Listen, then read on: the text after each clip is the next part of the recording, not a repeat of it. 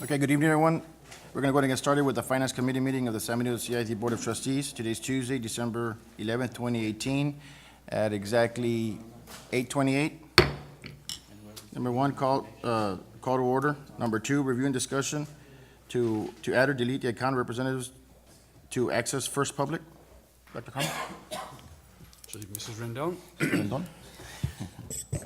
Yes, so Mr. Lopez, board members, on this item, we do have a new accountant, and that was due to resignation of our previous accountant. So in this item, we just want to include her into the investment account so that she can be able to do some transferring of funds. Agenda item? Let's move on to agenda item number 3, review and discussion proposal of the RFP number 118-GMS for general merchandise. Ms. Rendon? On this item, we took out for general merchandise number 2. It's a supplement to one that we have brought to the board. And it was necessary because there were some local individuals or local vendors that had been left out. So we went ahead and did a supplement just to make sure that we broaden our vendors. Okay. Agenda item? Let's move on to agenda item number 4, review and discussion proposal of the RFP number 118-PCS, professional consulting services. Ms. Rendon? We put out an RFP to capture some of the professional consultant services in the area.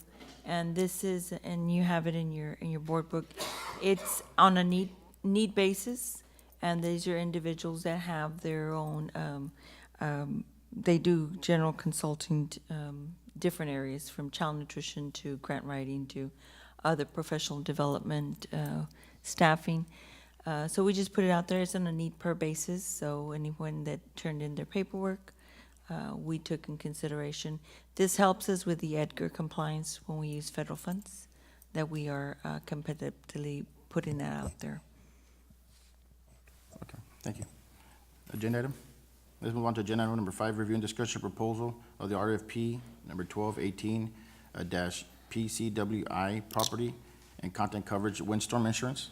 Ms. Rendon? On this item, sir, I'm requesting for it to table it at this point. We need to review the limits. They have been the same limits for the past 8 years. We only had one bid, so we would like to broaden it and also review so that we can be properly collateralized. Sure. Or insured. Ms. Rendon, the only bid was from Carlisle Insurance? Yes, and that is our current. Is there a reason why we're not receiving other bids? We put it out there, it could be the timing, and then the other thing, this is just for windstorm insurance.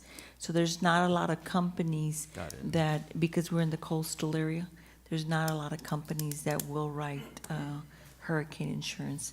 But the concern with it is, and I think you might have the information in there, is that we have over 388 million worth of assets, and there's a cap of liability. So I think it's low.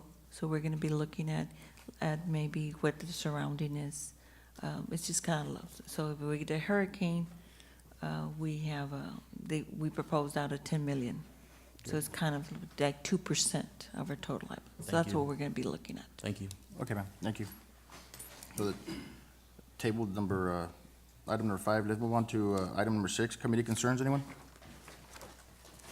Going back to the original oh, you had one. Let's address yours first, and then we can, or you want me to do mine first? I'll do mine first. Mine's simple. I mean, it's very straightforward. And I Yeah, could but you probably talk too much. Okay. Thank you. My concern is, can we inquire into an incentive for teachers' absences for the second semester, for those that are not absent? I got a list of the absences for November, and I didn't bring it with me. I'm sorry I didn't. It was quite a lot. And I was approached by two principals, and VMA and high school, and they wanted to know if we could come up with an incentive to keep their teachers in their job. okay? And I'm looking, and I'm hoping that maybe, I know at one time we did have the incentive, back then we had it, and, but we need to come up with it and be very careful as to, how we word it, okay? The incentive, but I would like to see if we could come up with something, either $300 or $500 per teacher. I think first and foremost, we need to do, Doc, is either evaluate, the absenteeism, I guess, and come up with some corrective measures first and foremost. We've had incentivized our staff before, we've given them raises, we've done, in the past year and a half, we've done several things, to prove that, we appreciate them and, their value to our kids is very, very important. We stress that continuously. I think first and foremost, let's assess the situation before we jump into any type of additional incentives for them to show up to work. We give, so I don't know what your thoughts are, Doc. May I say something, please? Go Thank ahead. you. I don't feel it will work because we do have some teachers, some employees who have chronic illnesses, or it's cancers everywhere. How are they going to be able to come to school when they can't? There are some that have allergies, there's those that have children, and it wouldn't be fair for them not to receive something like that, which I think it's a wonderful idea, but it wouldn't be fair enough. I think it will be fair. I think it will entice them to either stay home, be lazy and stay home, or bite the bullet and But come it to work. doesn't have anything to do And, with and lazy, the Mary thing Lou. about it is, And you know I that. saw the absence report, and a lot of them, a lot of the absences, one absence, one. There was maybe 2 that had over 10 Yeah, absences, happens. only 2. But everyone else had one, and this is the November absence report that I received. 1 absence. So, I mean, we can do something to keep those people from being absent the second semester. Well, Doc, I guess I think what we need to do, Doc, if you can see a consistency, I think our staff also we need to have a roll-up plan also to show how financially how it impacts us when they don't show up to work. I think it's extremely important. Now, when you bring in, certain people's, health and so on and so forth, that's strictly, those are situations where their health insurance and so on and so forth can take care of, and we're not here to discuss that. But what we're here to discuss is, the financial implication of staff members not showing up to work, number 2. And if there's a consistency that we can see there, for whatever reason that is, we're not here to judge. We're just here to make sure that our teachers are teaching our kids, and just making sure that we provide them the best education possible for them to succeed. That's the purpose of this conversation here, not to single out certain things, but, if it's something that we need to fix, something that we need to tweak, then, let's do it. But first of all, we need to find out a trend as far as what schools I think have the highest teacher absenteeism. And number 2, the financial implication, as far as every time a teacher is out, how much are we actually paying for substitutes to come in? And, so I think that's very important. And I think our teachers need to understand too, that when a teacher is absent, who's teaching their kids? So I think it's something that, it's a dialogue that needs to happen with the principals and see how it affects the education of our kids at those isolated campuses. Yeah, and I think your final point, Mr. Lopez, is what concerns me the most. I think before we jump the gun as a governing body, we need the actual leaders in each campus to investigate their own absenteeism in each of the campuses. And to Ms. Silva's point, I think it's an equity issue if we start assigning incentives for individuals. And of course, we don't post any judgment here. We're looking at the best interests of the entire district. But if we're talking about a first-year teacher who's single and lives in an apartment versus a mother of 3 children who has a chronic illness and has 2 other elementary schools in their own district, as you can imagine, the playing field is not leveled for those incentives.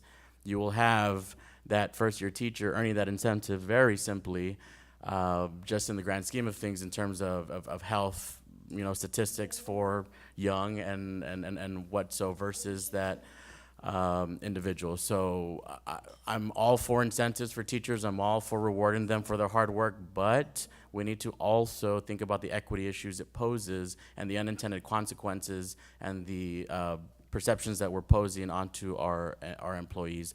So I really believe that we need to leave it to our leaders, which we entrust in each of our campuses, to really investigate why the chronic absenteeism is happening and have that reported to the board, and just to give us some perspective. That way we have an educated decision in terms of where we move forward in terms of incentives or not. We can come up with something else. We can think of something else. Let's say, for example, a teacher she's got good attendance and so on and so forth. Let's give her a day off, or have a day off, or, let her go to the doctor earlier than usual, or don't dock her half a day, or something like that, I know some principals do that, and thank you, principals, but let's find something, Mary Lou, but to give an I just incentive. said, Gift cards is or a wonderful, prize too. Yeah, something. or maybe a $25 gift certificate, or something like that, but it's nice, and it's good, and I'm all for it, but you've got to look at the others from another point of view. Thank you, Mary Lou. Would it make sense to survey districts who use some type of attendance incentives for teachers and see if after a year or two of implementation it's been effective at all? Is their Yes. attendance rate improved? Sure. And bring that information back to the finance committee? I'm not sure we can have anything outlined and certainly not budgeted for The second half of the year. for second semester. It may take a while to draft and make sure our plan that we want to bring forward makes sense and look at it for the 1920 school year. But would that be a good first step to bring back to this committee? Survey 10 districts maybe that have, I think in Implement addition to incentive. that is, do we have an absenteeism problem? That's the question that we need to pose first. And if we do, then what kind of measures do we need to take to improve attendance or whatnot? As far as the funding pretty much cancels itself because the substitute pay ranges from $75 to $100. Whereas the teachers, at the end of the year, I mean, if a teacher is gone, we're still losing $100 at the minimum. But nonetheless, I think the question is, do we have an absenteeism problem? That's the question. And if we do, what are we doing about it? What corrective measures are we doing? Are we using our 50 ways of not dipping into our pockets to reward those individuals that are there regularly, and if there's an individual that has some ailing effects, are we utilizing our incentive such as the banking of sick leave? Because if it's an equity issue, it could go both ways. It goes both ways, actually. If you're severely sick, you have there's a sick pool that we can draw out from, and that's not being utilized for people regular individuals that may not be sick, but may want to be or spend some time with the family or whatnot. So I think the question is, do we have a problem? And then build it up from that. Can I add to it? Mr. Mendez, you stated from 75 to 100 to a substitute teacher, but take an account to the people that are being used to teach that class, that they're getting paid for their amount, but not paid the incentive. Okay, that's another thing we gotta look to. Because I believe in incentive, but also I don't believe in taking advantage of other people. I mean, there's a lot of people there, they're not getting paid their true allowance as a substitute teacher, okay? And they have the qualifications, but they're paid employees. So the incentive is great. I think the overlook should be specific to all employees who's missing a lot of days, and for whatever reason, it could be for sick or for pleasure, and especially a lot of people use it during the holidays. And that's something, And at the end of the day, it's theirs. It's theirs theirs. for them to use. but it's theirs, but when you use it in a holiday, I think they shouldn't be, I don't know if there's a way to, because where I work, we didn't get paid a certain amount overtime for that particular day. And we had to bring a doctor's excuse to come back to work, okay? Because it's prior to a holiday and after a holiday. Yeah. And if you check that, I believe there's gonna be a lot of them there. So, something we have to evaluate over the year. So it might make sense also to compare our attendance rate of our teachers to Region 1 schools. I'm pretty sure we can get that data and determine if there is a problem. I mean, if our teachers are in attendance 92.4% of the days, and the rest of Region 1, their teachers are in attendance 92.2, is it a problem? So would that be, maybe that should be the first piece of information we look at. Would that be a fair? Okay. Yeah, that's fine. All right.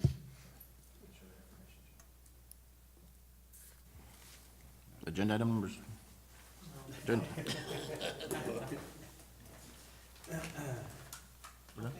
That's concerned.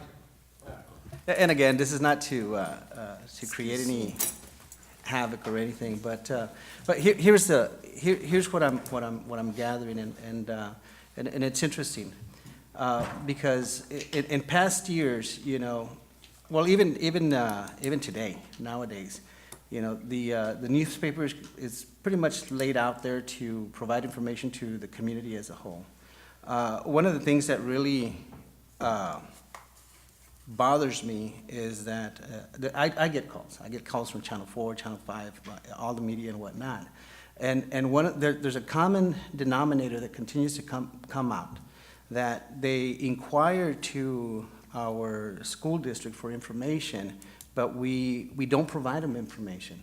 So they reach out to us, the board members, and I try to be politically correct, if you will. I try to give them information, but not to compromise our executive sessions or board meetings or whatnot.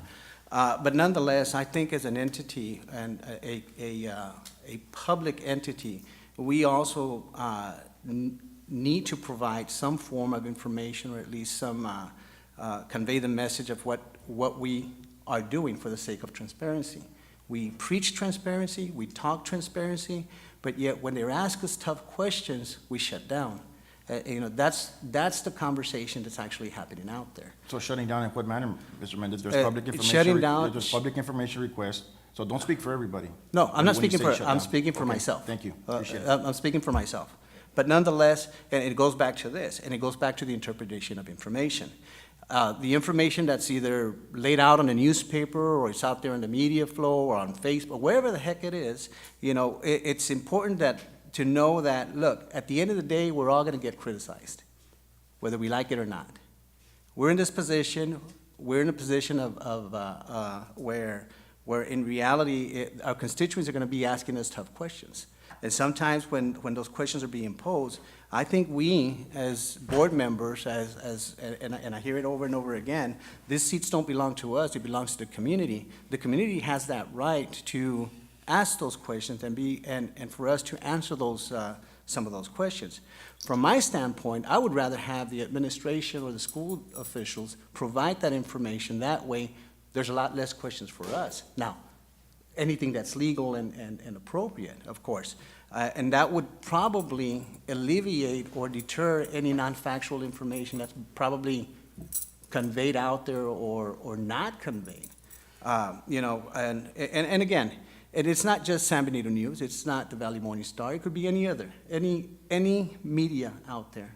My concern is this: if they're asking for public information, give them the information that they request, if it's done in a timely manner, or it's, you know, and if not, at least answer back.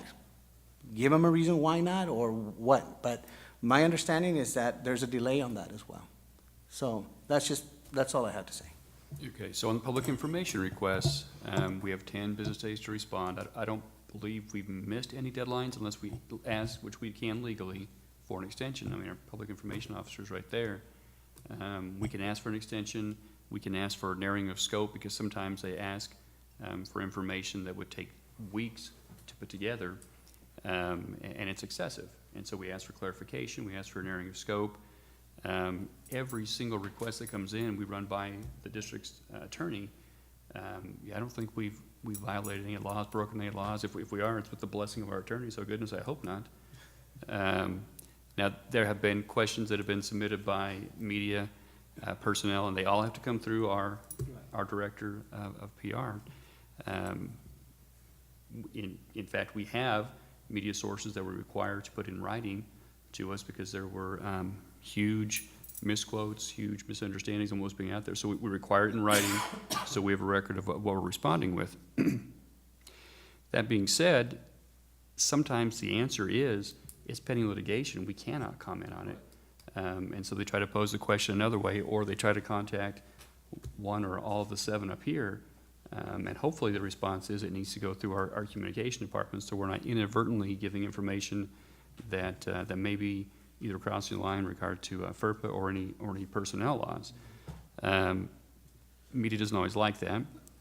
There have also been occasions where a TV station may have been working on a story that they picked up on for 3 weeks, and they contact us at 3:30 and say, hey, it's going on the air at 5, we'd like to do an on-air shot.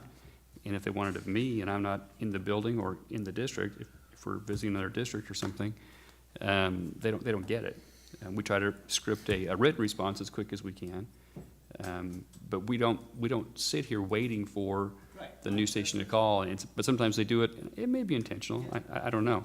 But from a perspective of public information request, no, I don't think we've missed any deadlines in my tenure here, and we have those documented through communications with our attorney. So I'm not sure I see the.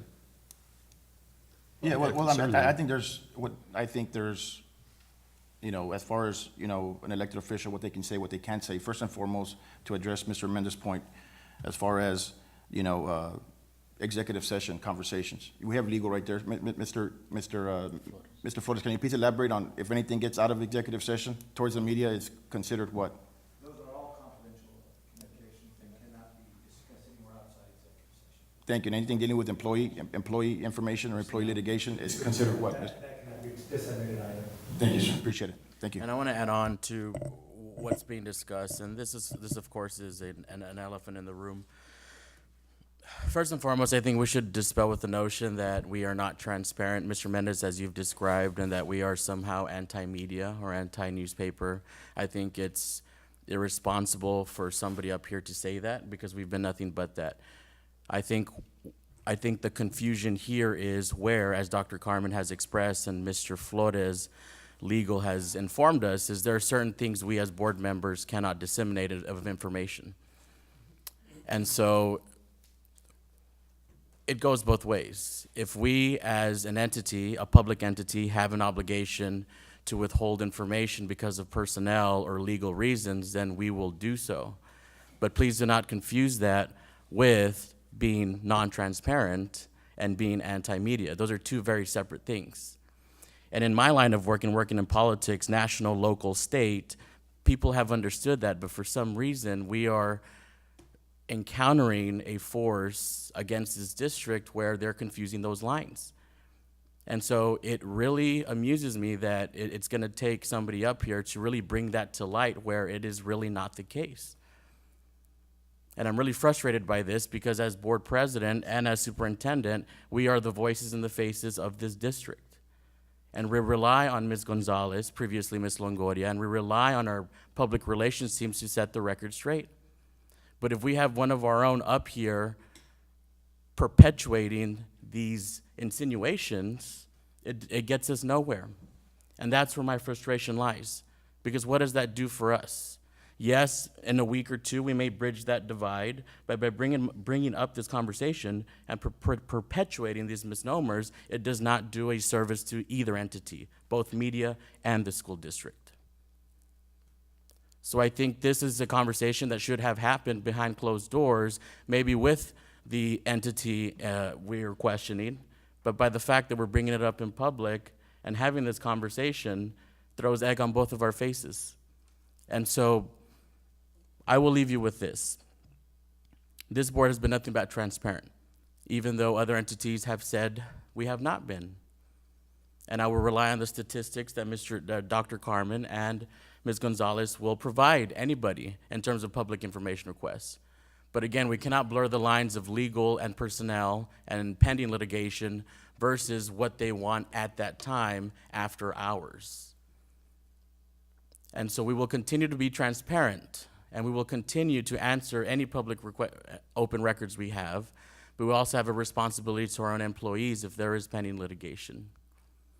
And yes, I am frustrated by this because it's been something that's been recurring that has affected an election we recently had and has affected our opportunity to really have a very, very vibrant conversation about the real issues that affect San Benito CISD.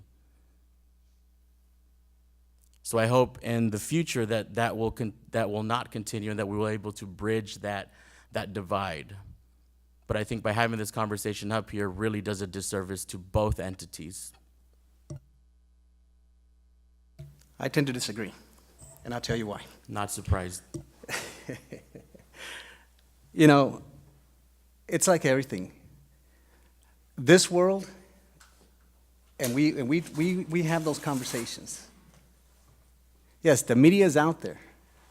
We have these conversations here, and we are professionals about it. And at the end of the day, we still should answer to our constituency. And we should answer, if the media calls, you know what, relay it to our public information officer or to our superintendent. But at the same time, if there's frustration there, you know what, sit down and have that conversation. Don't bring it up to us. That's why it's here. Because that conversation is brought to us, not anywhere else. So yes, as leaders of our community, if we need to get out there and roll up our sleeves and get two entities to work together or to have that conversation to iron out the wrinkles, I'm going to do it for the sake of this community. But Mr. Mendez, that's where I'm confused. We've answered every open records request. We've answered. I understand, We have, Michael. we- I we- understand that's what you're saying, Michael, and that's what you know what? And I appreciate you coming up and telling us the information that you're giving us, because you're absolutely right. But when we have two entities at war, what's going to happen? Where are we going to get? What are we going to get? Absolutely I think nothing. war is a far-fetched term, Mr. Mendez, and this is why I think. Debate, excuse me, let me Thank use you. the literal perspective. Oh, Debate. because we will be quoted, believe me. Yes, I know. That's all I've got to say. Appreciate it, though. All right. Thank you all. We're going to go ahead and adjourn this Finance Committee meeting at 8:55. Thank you.